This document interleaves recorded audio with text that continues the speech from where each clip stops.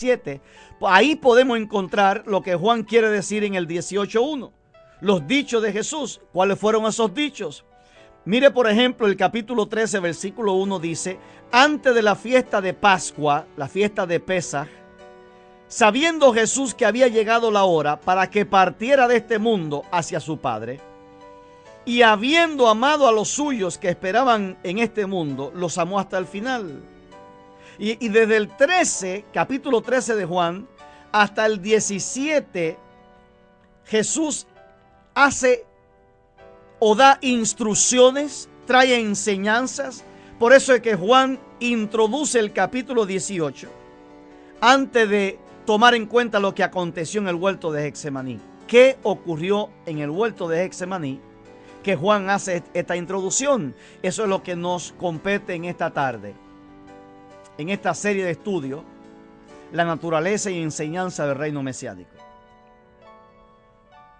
¿Qué ocurrió? Eso lo enseñamos ayer, pero queremos dar un repaso para beneficio espiritual de nuestros hermanos, de la audiencia de este programa, de esta emisora que no estuvo o que perdió por algún momento el hilo de la enseñanza.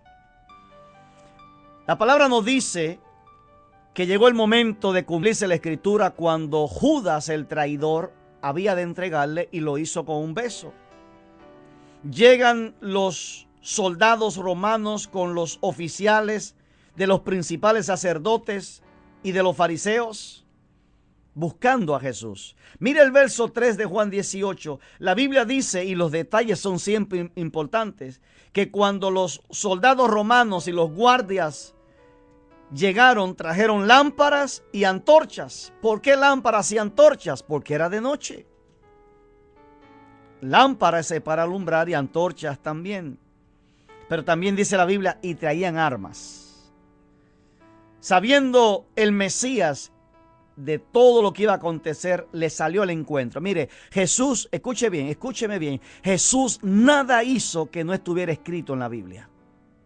Todo lo que él hizo había sido previamente registrado, profetizado. Y él sale y dice, ¿a quién buscan? Y le dicen a Yeshua Hanasí, a Jesús el Nazareno. Todo esto ocurre y de repente Juan, como los demás escritores de los evangelios, toman muy en cuenta un hecho, un acontecimiento que allí se dio en el huerto de Getsemaní.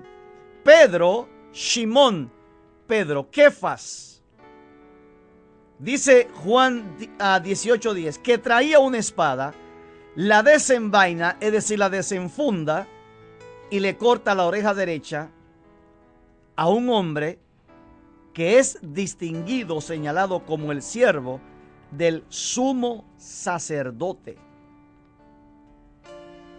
Conocer el trasfondo hebreo de las escrituras, mis hermanos y amigos que nos escuchan, nos enseña a comprender los principios, las enseñanzas que hay detrás.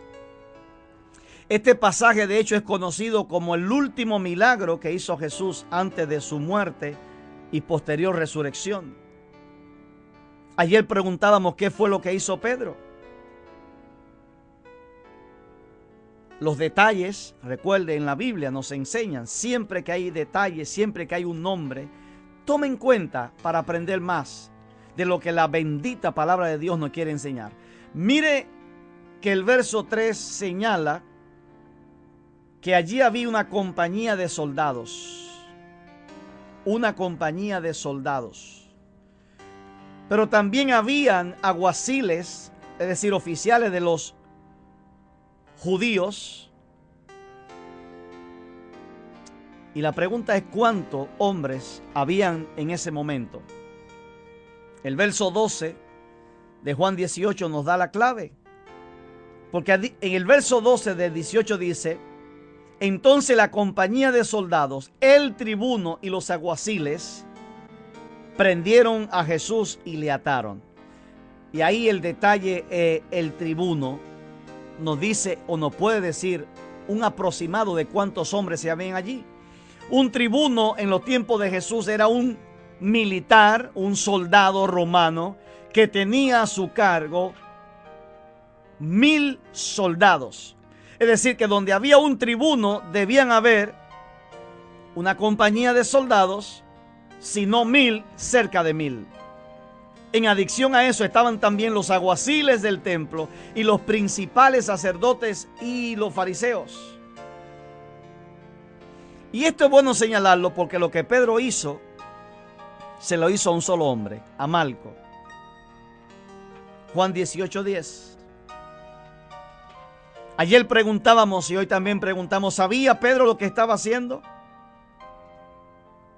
¿Sabía Pedro lo que hizo? Es bueno resaltar que la Biblia dice en el verso 10 que Pedro le cortó la oreja derecha al siervo del sumo sacerdote. ¿Y por qué no la izquierda?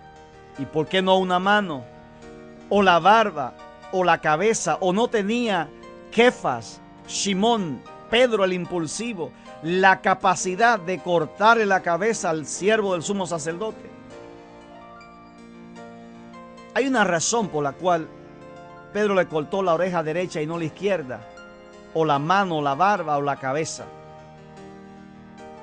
La razón es lo que nos enseña Levítico capítulo 8, que ayer leímos, que no podemos en virtud del tiempo leerlo todo, y tiene que ver con la consagración de Aarón y los sacerdotes cuando eran consagrados al ministerio. Pero solamente vamos a leer los versículos 22 y 23 de Levítico 8 por la razón del tiempo. Levítico 8, 22 y 23 dice: acercó después el segundo carnero, el carnero de la consagración, y Aarón y sus hijos impusieron sus manos sobre la cabeza del carnero, e inmoló Moisés el carnero. Luego tomó parte de la sangre y la untó en el lóbulo de la oreja derecha de Aarón, en el pulgar de su mano derecha y en el pulgar de su pie derecho. Hizo también que se acercaran los hijos de Aarón, es decir, los sacerdotes. Y Moisés roció parte de la sangre en el lóbulo de la oreja derecha de ellos, en el pulgar de su mano derecha y en el pulgar de su pie derecho. Moisés derramó luego el resto de la sangre sobre el altar alrededor. Consagrar a los sacerdotes implicaba untar en el lóbulo de la oreja derecha, el pulgar de la mano derecha y el pulgar del pie derecho. Y hay una enseñanza detrás de todo esto y no es el momento para hablar el por qué se hacía así. ¿Cuál fue la intención verdadera de Pedro al cortarle la oreja derecha de Malco? Levítico 8 nos dice que los sacerdotes, como Malco, a la hora de ser consagrado, se le ponía sangre en su oreja derecha, en el pulgar de su mano derecha y en el pulgar de su pie derecho. Hay otra razón.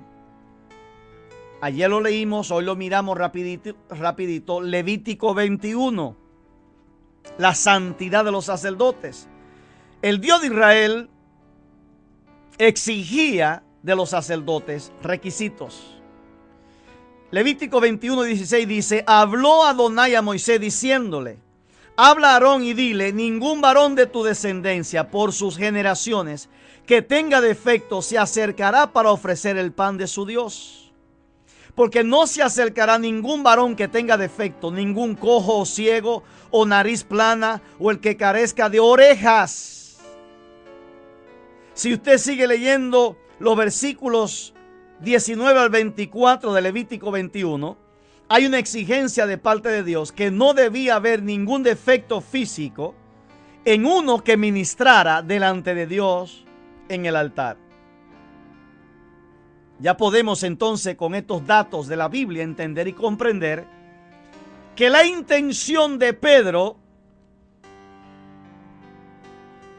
estaba dirigida, quiero que me escuche bien, estaba dirigida a descalificar ministerialmente a un hombre que se encargaron los escritores de la